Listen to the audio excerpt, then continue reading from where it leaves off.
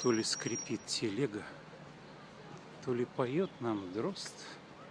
Это земная нега, слышать покой меж звезд, звуки и рыки песен, толп неземных шаги. Мир мне настолько тесен, выбраться помоги, только оставь порою лишь для лазейки глаз.